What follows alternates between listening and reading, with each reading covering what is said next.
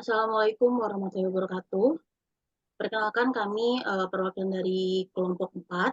Di sini pada pertemuan ketiga kami akan membahas mengenai komunikasi organisasi dan juga lintas budaya. Di sini untuk anggota sendiri dari kelompok 4 ada Anissa Nurjulianti, ada Aulia Fitriah, ada Farah Anjani Soekarman, ada Lydia Aprilia Effendi, ada Nabila Pujiasuti, dan yang terakhir ada Nadila Indah Pratiwi. Tanpa basa-basi, kita akan langsung mulai. Di sini mengenai komunikasi organisasi, hubungan komunikasi yang baik antara manajer yang satu dengan manajer yang lain, antara manajer dengan karyawan, antara karyawan satu dengan karyawannya lain, dalam mencapai tujuan organisasi yang telah ditetapkan. Lalu di sini untuk peran manajerial atau managerial rules, atau bisa disebut juga dengan seperangkat perilaku yang diharapkan dapat dilakukan oleh seseorang sesuai dengan kedudukannya sebagai seorang pemimpin ataupun manajer.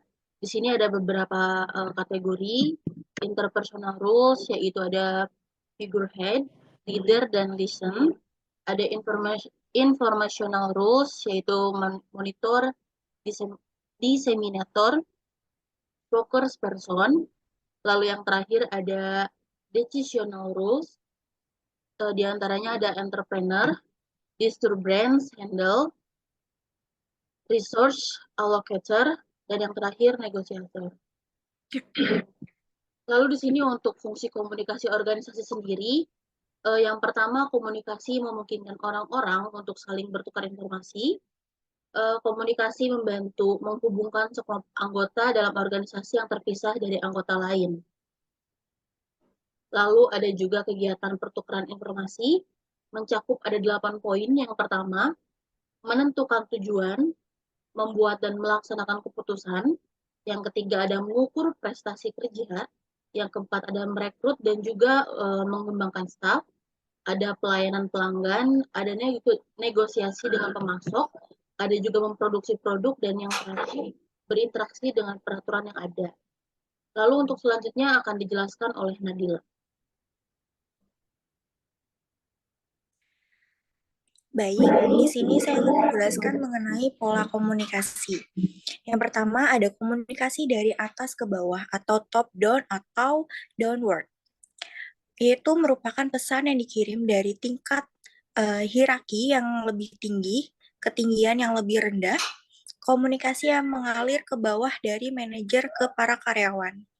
Dan untuk contohnya yaitu menyampaikan informasi, mengarahkan, mengkoordinasikan, memotivasi, memimpin, dan juga mengendalikan berbagai kegiatan yang ada di event bawah. Dan untuk yang kedua, ada komunikasi dari bawah ke atas atau bottom up or upward, yaitu merupakan pesan yang dikirim dari tingkat hierarki yang lebih rendah ke tingkat yang lebih tinggi. Komunikasi yang mengalir ke atas dari karyawan ke manajer. Dengan contohnya, yaitu penyampaian laporan kepada atasan.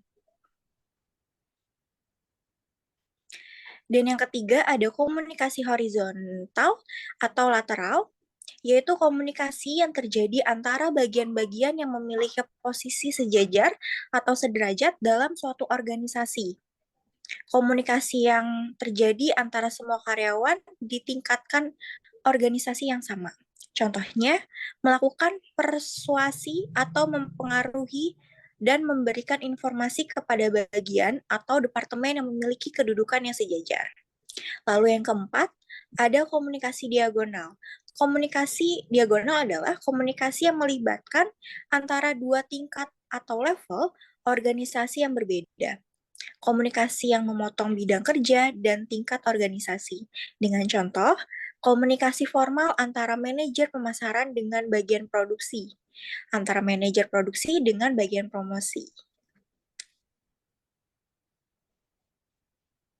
Dan yang terakhir ada komunikasi informal. Komunikasi yang cenderung luwes, fleksibel, dan tidak ketat, sebagaimana komunikasi yang terjadi di saat-saat istirahat kerja. Biasanya dilakukan oleh orang-orang yang terlibat dalam suatu organisasi tanpa mempedulikan jenjang hierarki, pangkat, dan kedudukan jabatan hingga dapat berkomunikasi secara luas.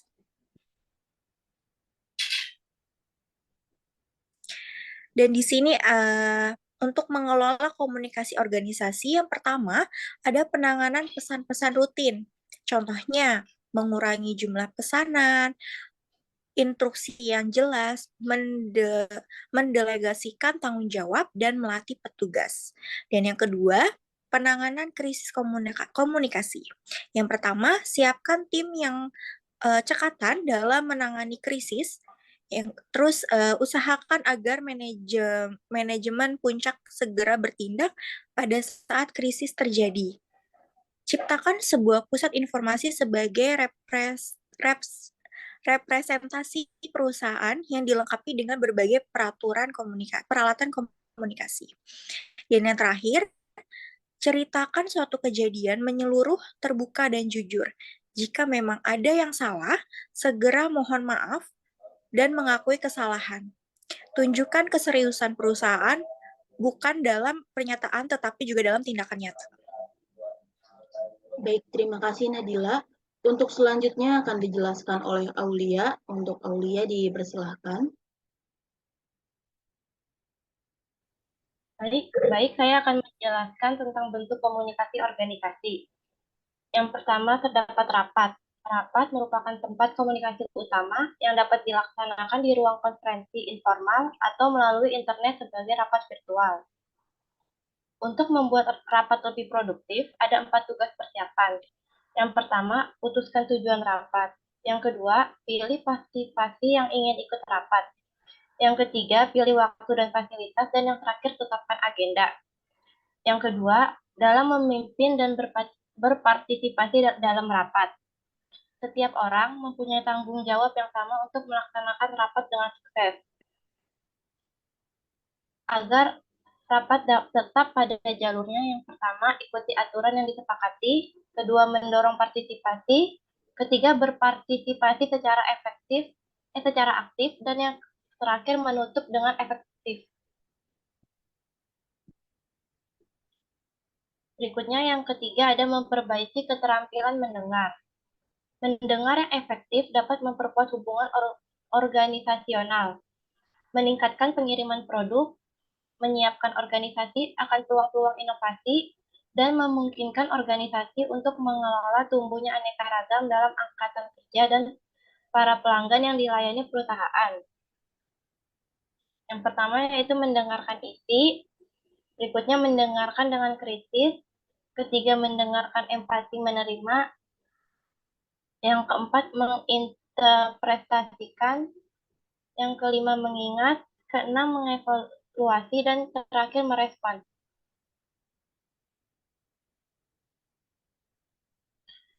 Berikutnya adalah meningkatkan keterampilan komunikasi organisasi. Keterampilan khusus yang diperlukan dalam komunikasi bisnis dalam organisasi, yaitu pertama membaca, kedua mendengarkan, yang ketiga yaitu membuat percakapan menarik, keempat melakukan wawancara, kelima itu berdiskusi dengan kelompok-kelompok kecil, yang keenam berpidato dan presentasi, dan yang terakhir menulis surat, memo, dan laporan. Berikutnya ada hambatan komunikasi dalam organisasi. Yang pertama, hambatan dalam organisasional, yaitu tingkatan hierarki, wewenang manajerial, dan spesialisasi. Yang kedua, ada hambatan antar pribadi, yang terdiri dari pertama, mendengarkan apa yang kita ingin dengar, kedua, mengabaikan informasi yang bertentangan dengan apa yang kita ketahui, dan yang terakhir, menilai sumber. Baik, terima kasih Aulia. Untuk selanjutnya di slide komunikasi bisnis akan dijelaskan oleh Anissa. Untuk Anissa dipersilahkan. Oke, terima kasih Bella. Di sini saya akan menjelaskan komunikasi bisnis lintas budaya.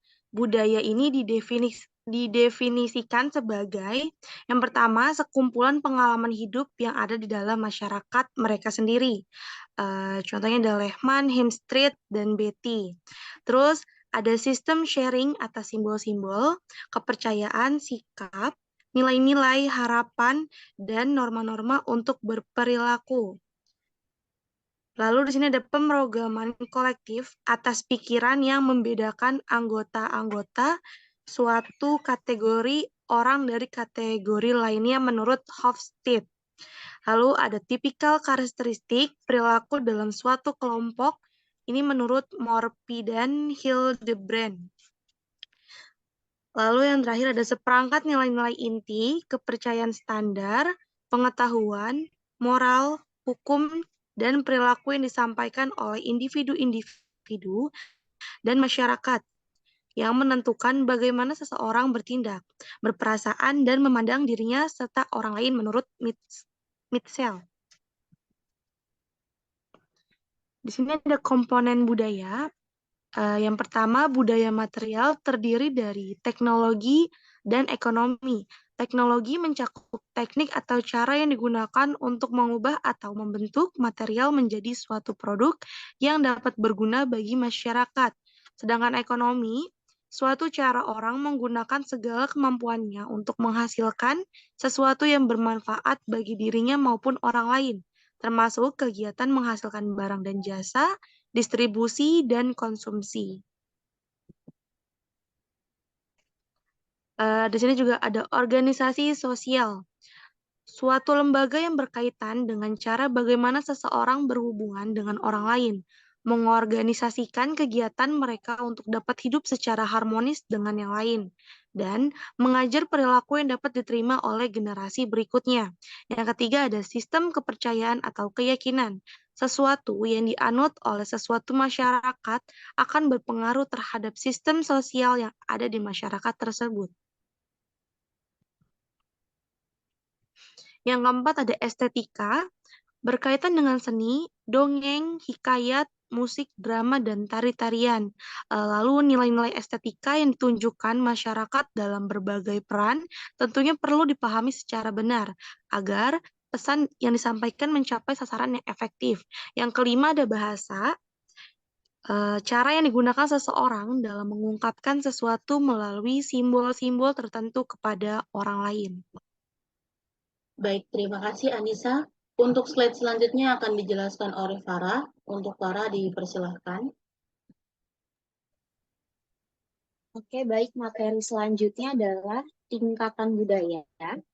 Yang pertama ada formal. Formal itu tradisi atau kebiasaan yang dilakukan oleh suatu masyarakat yang turun-temurun dari suatu generasi ke generasi berikutnya. Dan hal itu bersifat formal atau resmi. Kemudian yang kedua ada informal, yaitu budaya lebih banyak diteruskan oleh suatu masyarakat dari generasi ke generasi berikutnya melalui apa yang kita dengar, kita lihat, kita pakai atau kita gunakan dan dilakukan tanpa diketahui alasan mengapa hal itu dilakukan. Kemudian yang ketiga adalah teknis. Teknis ini meliputi bukti-bukti dan aturan-aturan yang merupakan hal penting. Kemudian terdapat penjelasan logis mengapa sesuatu harus dilakukan dan yang lain tidak boleh dilakukan. Kemudian ada perbedaan budaya. Di sini biasanya menyangkut 10 poin. Yang pertama ada nilai-nilai sosial, yang kedua ada peran dan status, yang ketiga adalah pengambilan keputusan, yang keempat, konsep waktu. Yang kelima, konsep jarak komunikasi. Yang keenam, konteks budaya. Yang ketujuh, bahasa tubuh. Yang kedelapan, perilaku sosial. Yang kesembilan, perilaku etis. Dan yang terakhir, perbedaan budaya perusahaan. Kemudian ada komunikasi bisnis lintas budaya, yaitu komunikasi yang digunakan dalam dunia bisnis, baik komunikasi verbal maupun non-verbal, dengan memperhatikan faktor-faktor budaya di suatu daerah, suatu wilayah, bahkan negara. Pentingnya komunikasi lintas budaya ini ada 3. Yang pertama sebagai pertukaran informasi antar negara atau wilayah. Yang kedua mempererat hubungan kerjasama antar negara atau antar wilayah. Yang ketiga, memenuhi kebutuhan suatu negara atau wilayah. Baik, terima kasih Farah untuk penjelasannya. Selanjutnya yang terakhir akan dijelaskan oleh Lydia. Untuk Lydia dipersilahkan.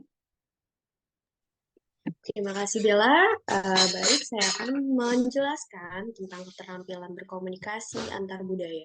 Di dalam keterampilan berkomunikasi antar budaya, hal-hal yang bisa dilakukan adalah yang pertama mempelajari budaya-budaya dan bahasa-bahasa lain, yang kedua menghargai preferensi gaya, yang ketiga menggunakan interpreter, penerjemah, dan peranti lunak terjemah. Selanjutnya membantu orang lain beradaptasi dengan budaya kita. Hal lainnya bisa mendengarkan dengan sesama dan menulis dengan bicara dengan jelas. Bisa selanjutnya? Oke, baik.